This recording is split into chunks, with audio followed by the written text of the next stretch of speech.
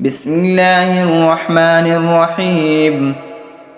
الرحمن علم القرآن، خلق الإنسان علمه البيان. الشمس والقمر بحسبان، والنجم والشجر يسجدان. والسماء رفعها ووضع الميزان، ألا تطغوا في الميزان. وأقيموا الوزن بالقسط ولا تخسروا الميزان. والأرض وضعها للأنام، فيها فاكهة والنخل ذات الأكمام، والحب ذو العصف والريحان. فبأي آلاء ربكما تكذبان؟ خلق الإنسان من صلصال كالفخار، وخلق الجان من مارج من نار. فبأي آلاء ربكما تكذبان؟ رب المشرقين ورب المغربين، فبأي آلاء ربكما تكذبان؟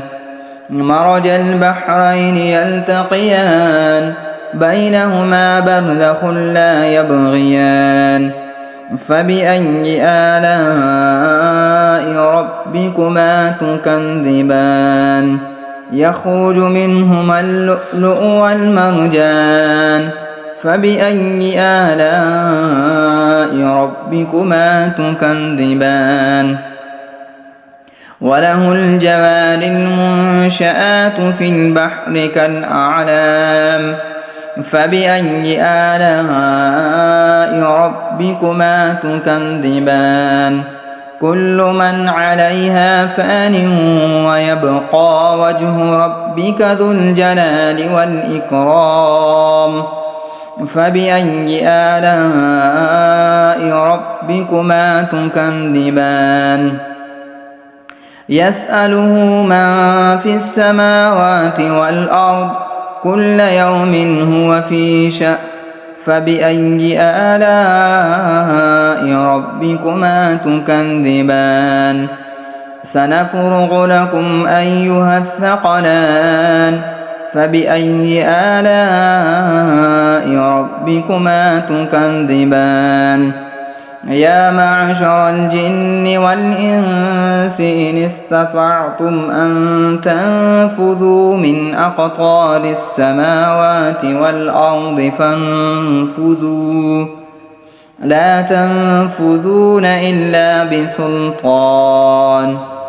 فبأي آلاء ربكما تكذبان؟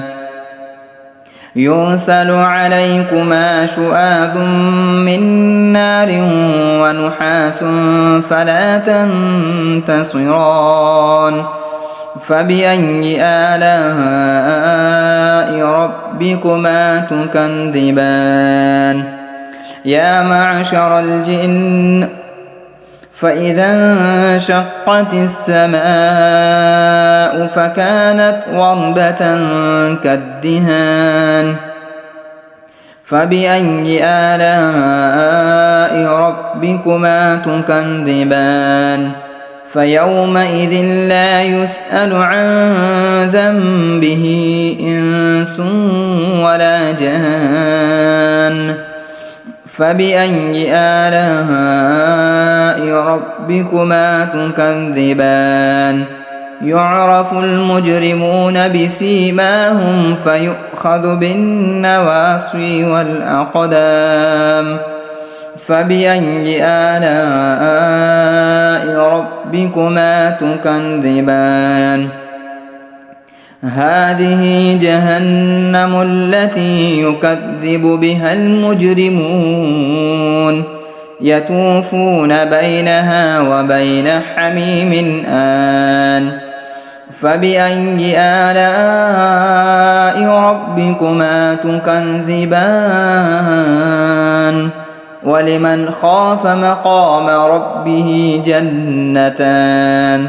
فبأي آلاء ربكما تكذبان ذواتا أفنان فبأي آلاء ربكما تكذبان فيهما عينان تجريان فبأي آلاء ربكما تكذبان فيهما من كل فاكهة زوجان فبأي آلاء ربكما تكذبان متكئين على فرش بطائنها من استبرق وجنى الجنتين دان فبأي آلاء ربكما تكذبان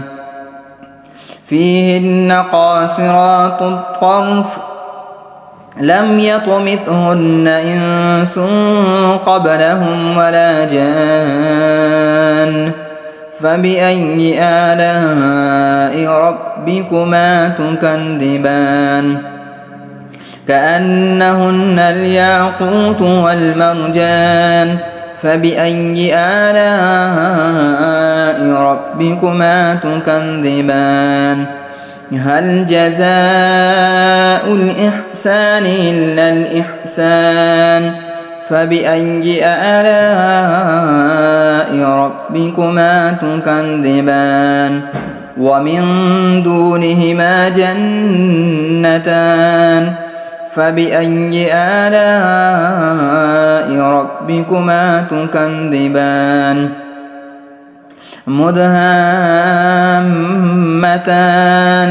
فبأي آلاء ربكما تكذبان فيهما عينان نضاختان فبأي آلاء ربكما تكذبان فيهما فاكهة ونخل ورمان فبأي آلاء ربكما تكذبان فيهن خيرات حسان فبأي آلاء ربكما تكذبان حور مقصورات في الخيام فبأي آلاء ربكما تكذبان لم يطمثهن إنس